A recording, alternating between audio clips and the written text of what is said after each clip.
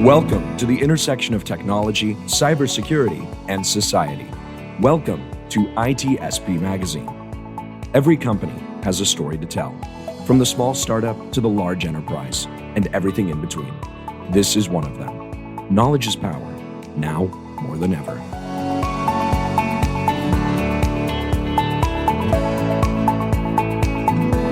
And here we are. You're very welcome to a new episode kind of live from Infosecurity Europe here in London. We're at the Excel, and you can hear in the background the energy is good. The excitement is here to bring people together to talk InfoSec, cybersecurity, all the things that matter to business, whether they realize it or not. Sometimes not. And there's a lot to consider when we're looking at security, from the network to the data to the apps, and of course, we're going to have a good chat today with Ravi Pather from Ericom, part of the Cradle Point is part of the offering there as well. Ravi, good to have you on the show. Thank you very much, Sean. Thank you for having me. And excited for this chat. Maybe a few words about who you are, what you do at Ericom. Thank you for the opportunity. Good afternoon, everyone. My name is Ravi Pather. I'm the VP of the European region for this exciting company called Ericom. We've just been acquired by Cradle Point. Cradle Point are part of the Ericsson group. So I'm now working for a $26 billion company that runs 56% of the world's 5G traffic. And we are the cybersecurity division, selling and focused into government and enterprises. So it's a really exciting time for us, not only from the investment, but generally the market and the interest in cybersecurity products, particularly addressing cybersecurity threats and issues. So there's a real interest in that topic right now, hence an event like Infosecurity. Yeah. And congratulations, by the way.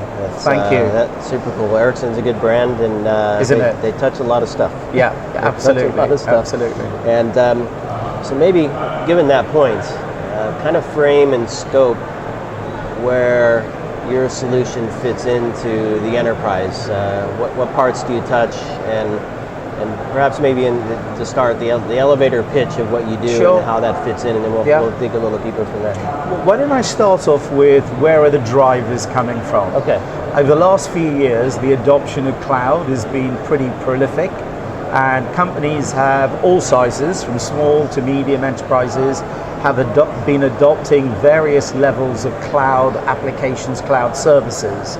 Of late, driven by the likes of Gartner, Forrester, and the analyst firms, security has transitioned from perimeter on-premise based security, now cloud-based security. If you look at the architectures in terms of applications, if you look at the workforce, the relationship with business partners and customers, they are all remote. So security needed to adapt and adopt these new architectures. So the market's been moving over the last 5 or 6 years to the adoption of cloud-based security solutions.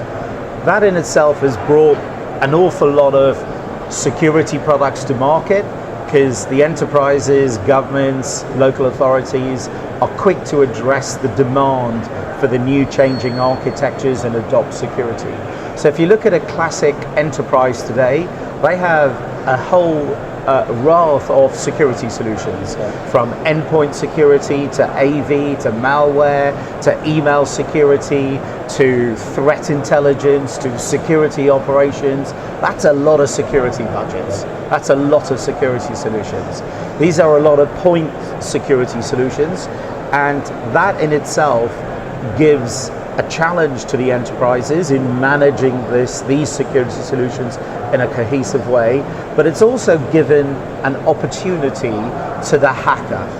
The hacker is one step ahead, and I can talk about that in the next phase as to how is the hacker exploiting the vulnerabilities. So the real question is, if the enterprises are investing so significantly in security solutions, the first question is, are you still experiencing cybersecurity exploits? If the answer is yes, and it's inevitably yes, if somebody says no, I don't believe them, or they are not aware of it, right? So If they are experiencing cybersecurity exploits, the question has got to be why. Why are you still experiencing these cybersecurity exploits if you're spending significant amounts on different solutions? That's the big question. Right. I have an answer, but you lead me as to when. Yeah, because it's an interesting point, and I mean we're probably not saying anything that somebody sitting in a SOC doesn't realize already, right? That they're seeing attacks, and some things are a little more progressed. Yeah. In terms of how far they get in and how far they spread once they're in. So the question I have then is, well, are we reducing the number of breaches or penetrations or exploitations, whatever you want to call them, the indicators of compromise? Are those reducing, do you think?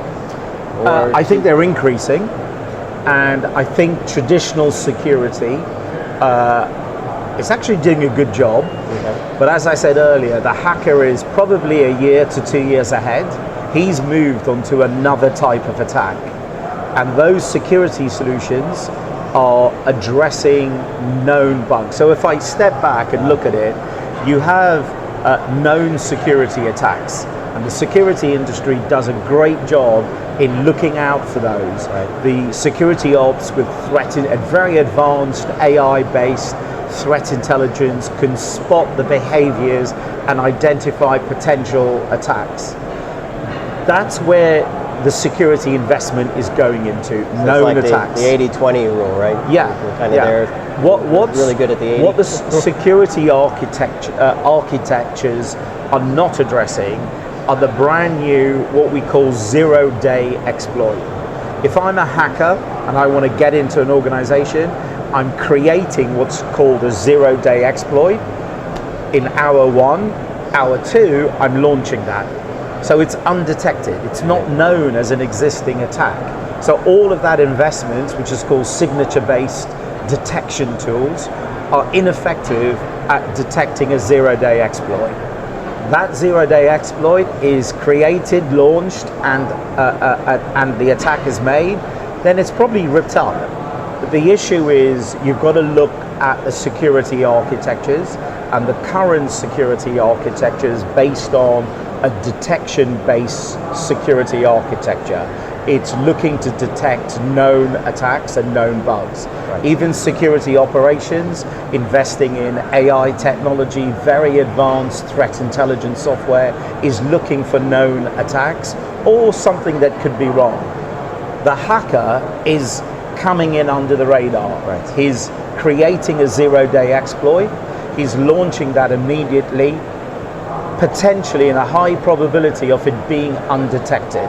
And I can talk about the types of zero-day exploits, but once that zero-day exploit is in under the radar, it's too late. Yeah. None of those security operations solutions are detecting it. None of the signature-based detection solutions are detecting that zero-day exploit because it's new, it's unknown. Yeah.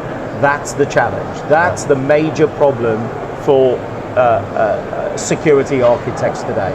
All right, so something finds its way in, it's successful. We won't dwell on that point. How do security teams then deal with that? So the architecture, the security architecture addressing zero day is, how do I, if it's going to be undetectable, how do I prevent the zero-day exploit ever happening in the first instance? Right. That's the goal. If the zero-day exploit is in, you don't know about it, it's too late. And there's the problem with the current security tools and architectures. They are looking for known bugs. They're not detecting the zero-day exploits coming in under the radar. And there's the big challenge. When you hear about the discovery of these attacks and data exfiltration is taking place or ransomware is taking place, the focus is, how did the attack happen? You know, we've spent all of this money, how did it get in? And a lot of money is spent on trying to identify how did the attack happen.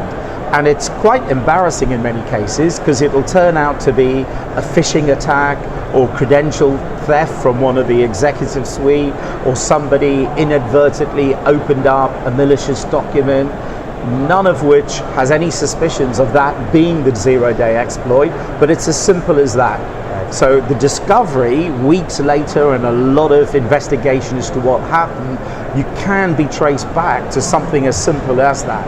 But as I said to your question, it's too late. Right. If the attacks happened and is now inside your network, it's too late.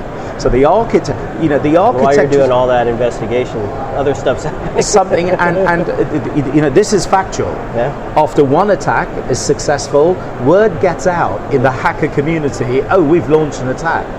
And you can be guaranteed, and evidence shows that subsequent attacks happen because they know this company has got valuable data, or something can be monetized, therefore subsequent zero-day attacks happen. So my argument is not to get rid of this detection-based security investment. That is really quite important, and it's preventing a lot of potential attacks. The real answer is to build upon your security architecture and add an additional layer that's preventing the zero-day exploits from happening. So if I step back and simplify it, you've got a detection-based security architecture for all of those known bugs, and then you've got, in addition to that, a prevention-based architecture preventing the zero-day exploits ever reaching your network and your applications. So what does that look like?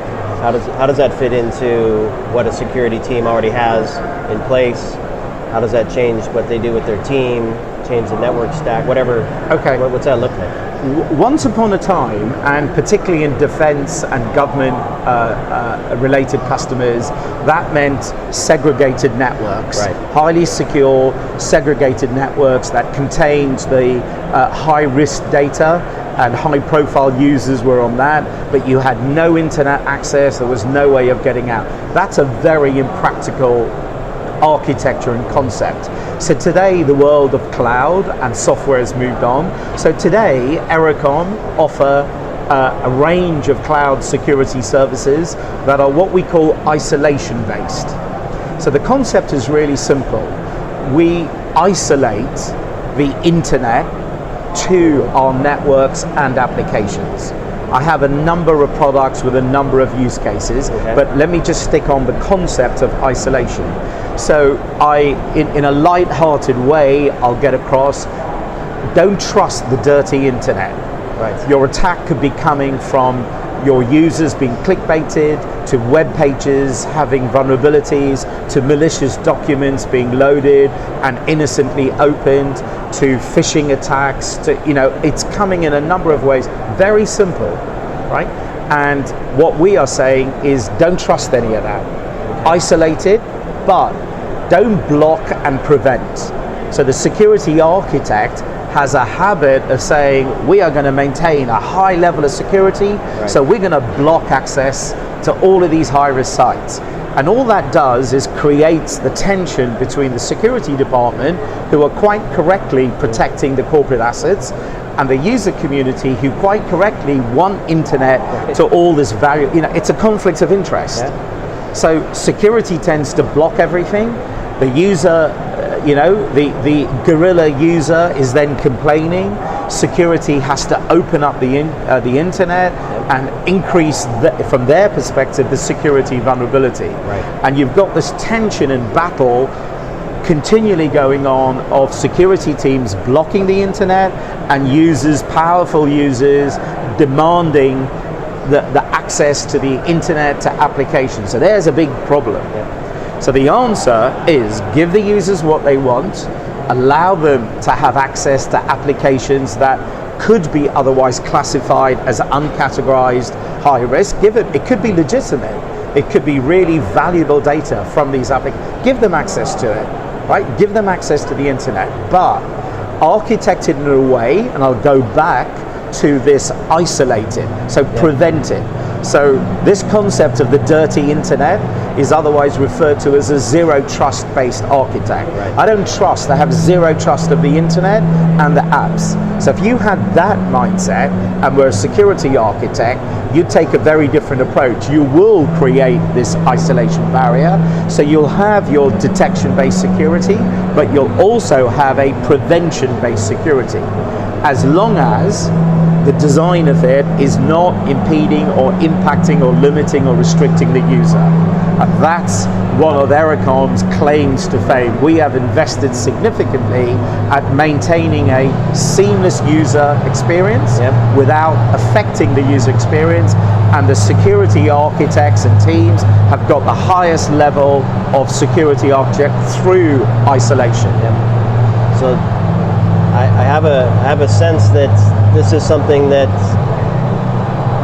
probably Ericsson is only able to do, given where you sit in this world of internet and networking.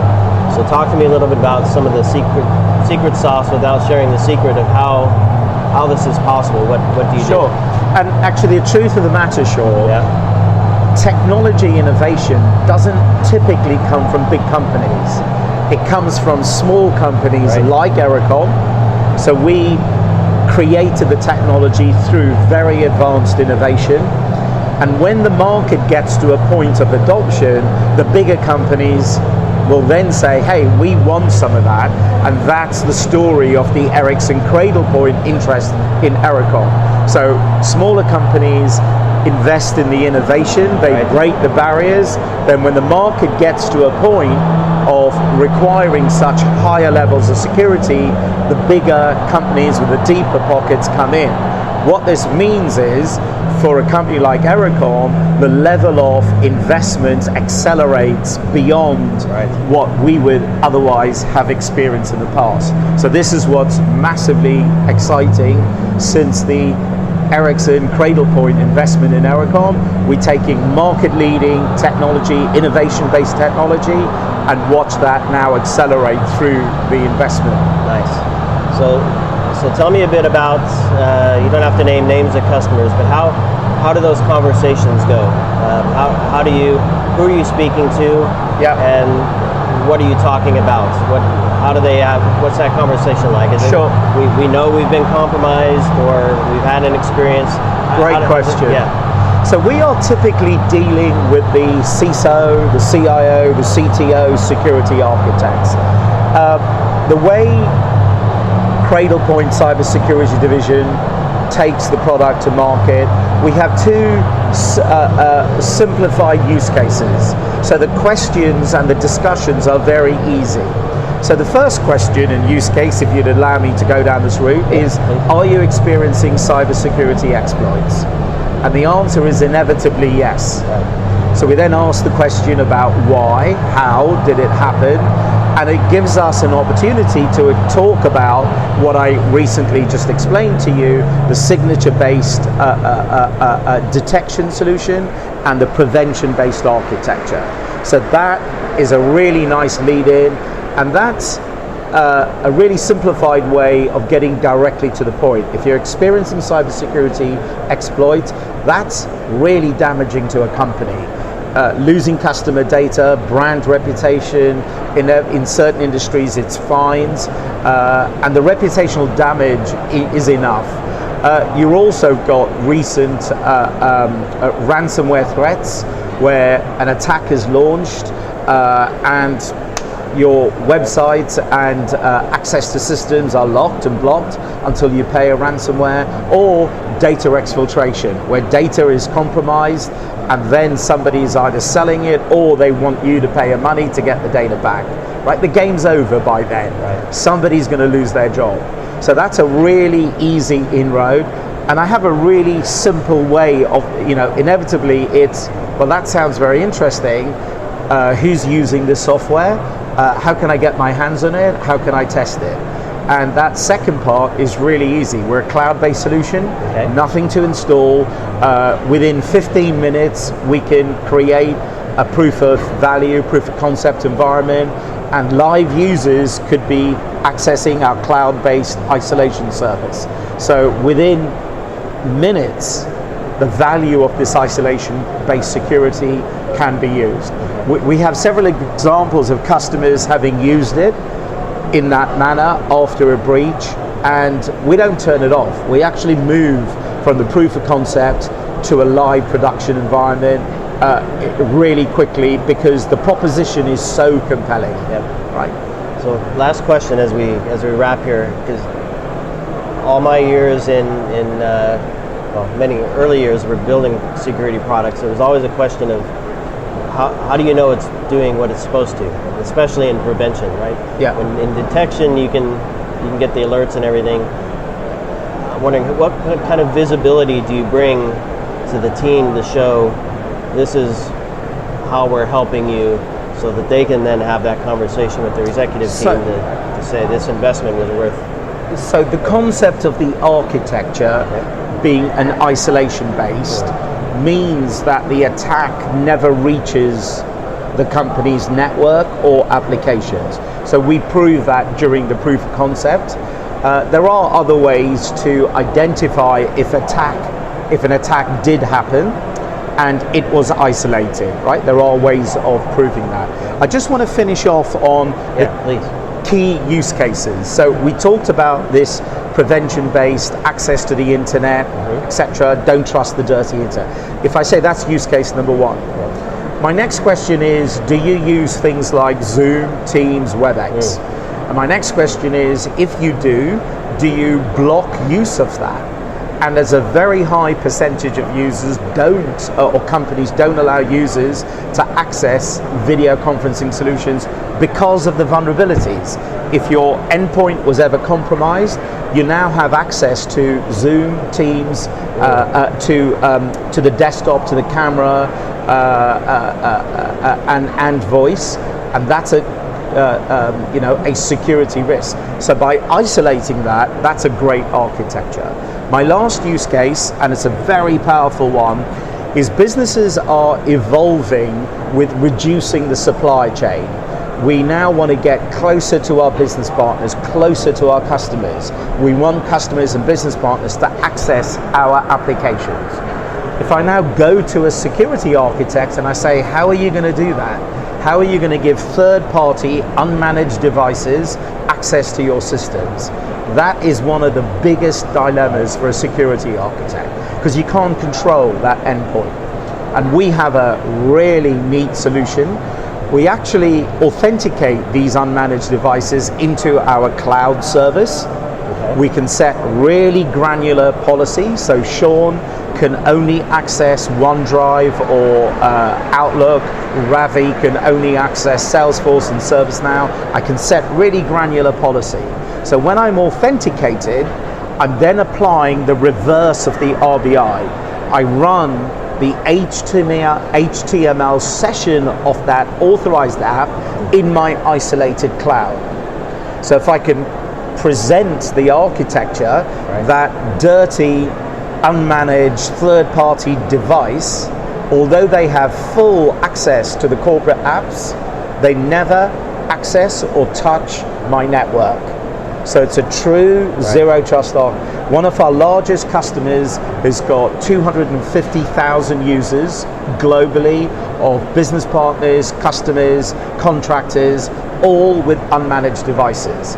So if I speak to a security architect and I ask them, how are you managing access of third-party unmanaged devices? It's using legacy VPN.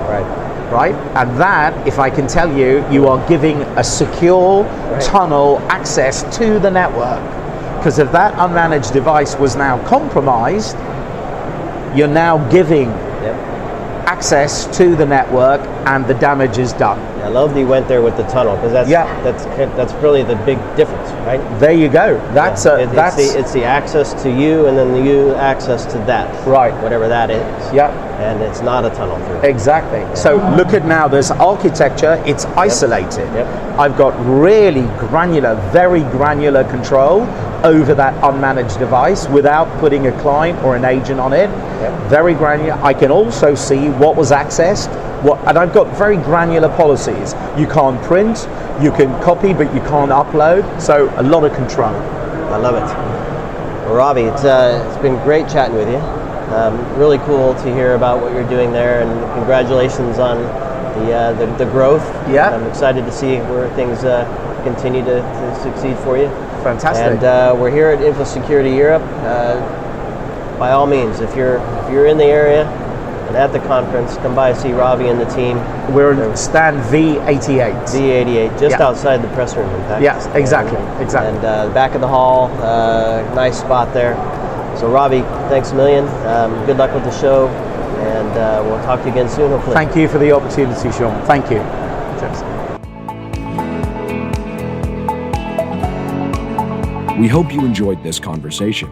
If you learned something new and this story made you think, then share ITSPmagazine.com with your friends, family, and colleagues. We hope you will come back for more stories and follow us on our journey. You can always find us at the intersection of technology, cybersecurity, and society.